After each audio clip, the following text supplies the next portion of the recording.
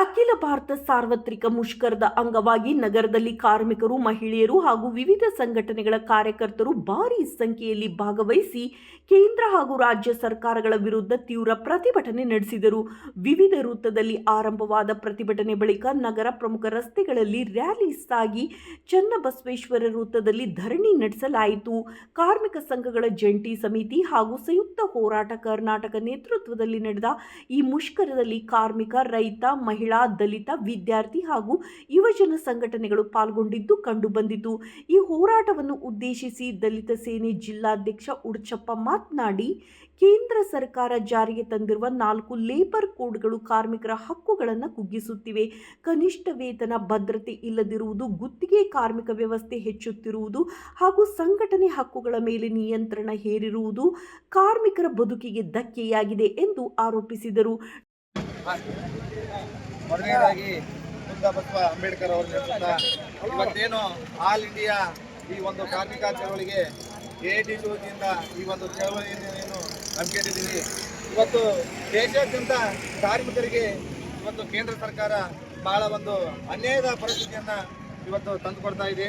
ಹಾಗಾಗಿ ಈ ದೇಶದಲ್ಲಿ ಕಾರ್ಮಿಕರು ದುಡಿಯುವ ಕೈಗಳೆಲ್ಲ ಈ ದೇಶದ ಸಂಪತ್ತು ಅಂತಂದೇಳಿ ಮಹಾನ್ ನಾಯಕರೇ ಇವತ್ತು ಈ ಕಾರ್ಮಿಕರ ಬಗ್ಗೆ ಒಂದು ಅನಿಷ್ಟ ಕೇಂದ್ರ ಸರ್ಕಾರ ಈ ಅನಿಷ್ಟ ಪದ್ಧತಿಗಳನ್ನ ತಂದು ಒಂದಿಷ್ಟು ಕೆಲವೊಂದು ಒಳ್ಳೆಯ ಕಾರ್ಯಕ್ರಮಗಳನ್ನ ಇವತ್ತೇನು ರದ್ದು ಮಾಡ್ತಿದೆಯಲ್ಲ, ಇದು ನಮ್ಮ ದೇಶದಲ್ಲಿ ಈ ಒಂದು ಕಾರ್ಮಿಕರಿಗೆ ಒಂದು ದುರಂತದ ಪರಿಸ್ಥಿತಿ.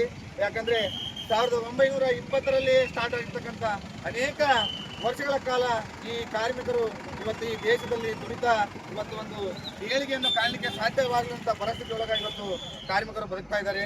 ಅಂಥದ್ರಲ್ಲೂ ಕೂಡ ಈ ಒಂದು ಕೇಂದ್ರ ಸರ್ಕಾರ ಇವತ್ತು ಅನೇಕ ಮಹಾನ್ ಕಾರ್ಯಕ್ರಮಗಳನ್ನು ಇವತ್ತೇನು ನಾಶಪಡಿಸ್ತಾ ಇದೆ. ಇದು ನಮ್ಮ ಬಡವರಿಗೆ, ಕಾರ್ಮಿಕರಿಗೆ ಈ ಒಂದು ದುರಂತದ ಪರಿಸ್ಥಿತಿ ಅಂತ ಹೇಳ್ಬೋದು. ಬಾಬಾ ಸಾಹೇಬ್ ಅಂಬೇಡ್ಕರ್ ಅವರು 1942ರಲ್ಲಿ ಕಾರ್ಮಿಕರಿಗೆ ಒಂದು ಶಕ್ತಿಯನ್ನು ತುಂಬ್ತಾರ. 14 ಗಂಟೆಗಳ ದುಡ್ತಕ್ಕಂಥ ಒಂದು ಕಾರ್ಮಿಕರನ್ನ 8 ತಾಸುಗಳಿಗೆ ಅವರು ಸೀಮಿತ ಮಾಡ್ತಾರ.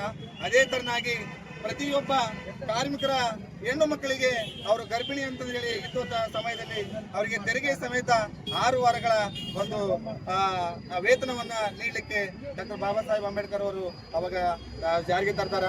ಇವತ್ತು ಏನಪ್ಪಾ ಅಂದ್ರೆ ಅವೆಲ್ಲ ಇವತ್ತು ರಾಜಕೀಯ ಪಕ್ಷಗಳು ಇವತ್ತು ದುಡಿತಕ್ಕಂಥ ನಮ್ಮ ಬಡವರನ್ನಾಗಲಿ ಕಾರ್ಮಿಕರನ್ನಾಗಲಿ ಇವತ್ತು ಹೀನಾಯ ಸ್ಥಿತಿಯತ್ತ ಕೊಂಡೊಯ್ತಾ ಇದ್ದಾರೆ. ಅದರಲ್ಲಿ ನಾನು ಒಂದು ಮುಖ್ಯವಾಗಿ ಒಂದೇ ಒಂದು ಉದಾಹರಣೆಯನ್ನು ಹೇಳ್ತೇನೆ. ಯಾಕಂದ್ರೆ ಈಗ ಇತ್ತೀಚಿನ ದಿನಮಾನಗಳಲ್ಲಿ 2005ರಲ್ಲಿ ಮನೇರಗಾ ಅಂತಂದೇಳಿ ಒಂದು ಮಹಾತ್ಮ ಗಾಂಧಿ ರಾಷ್ಟ್ರೀಯ ಉದ್ಯೋಗ ಖಾತ್ರಿ ಯೋಜನೆ ನಮ್ಮ ಬಡವರಿಗೆ, ಕಾರ್ಮಿಕರಿಗೆ ಅದೊಂದು ಶಕ್ತಿಯನ್ನು ತುಂಬತಕ್ಕಂಥ ಅದೊಂದು ಯೋಜನೆ ಆಗಿತ್ತು.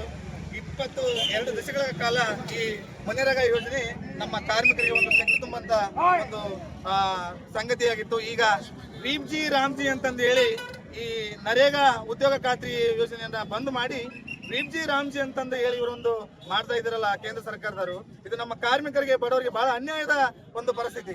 ಯಾಕಂದ್ರೆ ವೀಪ್ಜಿ ರಾಮ್ಜಿ ಅಂದ್ರೆ ಏನಂತ ನಮ್ಮ ಜನರಿಗೆ ಗೊತ್ತಿಲ್ಲಂತ ಪರಿಸ್ಥಿತಿ ಒಳಗ ಇವತ್ತು ಉದ್ಯೋಗ ಖಾತ್ರಿ ಯೋಜನೆಯನ್ನ ಇವರು ನಾಶ ಮಾಡಿ ಇವತ್ತು ಈ ವೀಪ್ಜಿ ರಾಮ್ಜಿ ಅಂತ ತಂದಿದ್ದಾರಲ್ಲ, ಆ ವೀಪ್ಜಿ ರಾಮ್ಜಿ ಕಾಯ್ದೆ ಯಾವ ಸ್ಥಿತಿ ಇದೆ ಅಂತಂದು ಹೇಳಿ ಇವತ್ತು ಬಡವರಿಗೆ ಏನಾದ್ರೂ ಗೊತ್ತಾದ್ರೆ ಅವರ ಸ್ಥಿತಿ ಇನ್ನೂ ಸ್ವಲ್ಪ ಬಹಳ ದುರಂತಕ್ಕೆ ಸಿಗುತ್ತಾ.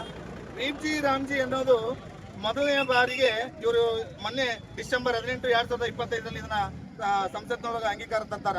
ಬಟ್ ಅದು ಯಾವ ರೀತಿ ಕಾಯ್ದೆ ಐತಿ, ಅದು ಯಾವುದೇ ಕಾರಣಕ್ಕೂ ಬಡವರಿಗಾಗಲಿ ಕಾರ್ಮಿಕರಿಗಾಗಲಿ ಅದು ಯಾವುದೇ ಕಾರಣಕ್ಕೂ ಪ್ರಯೋಜನವಿಲ್ಲ. ಯಾಕಂದ್ರೆ ಈ ಮಹಾತ್ಮ ಗಾಂಧಿ ರಾಷ್ಟ್ರೀಯ ಯೋಜನೆ ಉದ್ಯೋಗ ಖಾತ್ರಿ ಯೋಜನೆ ಇತ್ತಲ್ಲ, 20 ವರ್ಷಗಳಿಂದ 100 ದಿನಗಳ ಕಾಲ ಕೆಲಸ ಕೊಟ್ಟರು ಸಹಿತ ಅದು ಪಂಚಾಯತಿಯ ಹ್ಯಾಂಡ್ ಓವರ್ನಲ್ಲೇ ಇದೊಂದು ದಿನಗಳ ಕೂಲಿಗಳನ್ನು ನಡೆಸ್ತಾ ಇದ್ರು. ಈಗ ಈ ಕೇಂದ್ರ ಸರ್ಕಾರ ಬಂದು ಈಗ 60% ಕೇಂದ್ರ ಸರ್ಕಾರ ನೀಡಬೇಕು ಅಮೌಂಟ್, 40% ರಾಜ್ಯ ಸರ್ಕಾರ ನೀಡಬೇಕಂತ ಹೇಳಿ ಹೇಳ್ತಾ ಇರಲ್ಲ. ಇದು ಬಹಳ ಅನ್ಯಾಯ. ಯಾಕಂದ್ರೆ ರಾಜ್ಯ ಸರ್ಕಾರದಲ್ಲಿ ಅನುದಾನ ಇಲ್ಲ ಅಂದ್ರೆ 40% ಅಮೌಂಟ್ ನಮ್ಮ ಬಡವರಿಗೆ, ಕಾರ್ಮಿಕರಿಗೆ ಯಾವ ರೀತಿ ನೀಡಲಿಕ್ಕೆ ಸಾಧ್ಯ ಆಗುತ್ತೆ? ಇದನ್ನೆಲ್ಲ ಯೋಚನೆಗಳನ್ನ ಮಾಡ್ಬೇಕಾಗತ್ತ.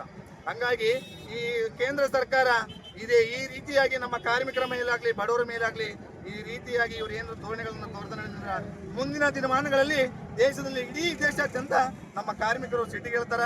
ಹಂಗಾಗಿ ಇವನ್ನ ಕೇಂದ್ರ ಸರ್ಕಾರಗಳು ಯಾವುದೇ ಕಾಯ್ದೆಯನ್ನು ಜಾರಿಗೆ ತರುವುದಕ್ಕೆ ಮುಂಚೆ ನಮ್ಮ ಬಡವರ ಪರವಾಗಿ, ಕಾರ್ಮಿಕರ ಪರವಾಗಿ ಈ ಒಂದು ಯೋಜನೆಗಳನ್ನ ಮಾಡಿ ಬಡವರಿಗೋಸ್ಕರ, ಕಾರ್ಮಿಕರಿಗೋಸ್ಕರ ಉಪಯೋಗವಾಗ್ತಕ್ಕಂಥ ಯೋಜನೆಗಳನ್ನು ಜಾರಿಗೆ ತರಬೇಕೆ ವಿನಃ ಅವರನ್ನ ಒಂದು ದುರಂತದ ಪರಿಸ್ಥಿತಿಗೆ ಸಿಲುಕಷ್ಟ ಯೋಜನೆಗಳನ್ನ ಜಾರಿಗೆ ತರಬಾರ್ದು. ಯಾವಾಗಲೂ ಅಲ್ಲಿ ನಮ್ಮ ದಲಿತ ಸೇನೆ ರಾಜ್ಯದಲ್ಲಿ ಅಲ್ಲ ಇಂಡಿಯಾದಲ್ಲೇ ನಮ್ಮ ದಲಿತ ಸೇನೆ ಇದೆ.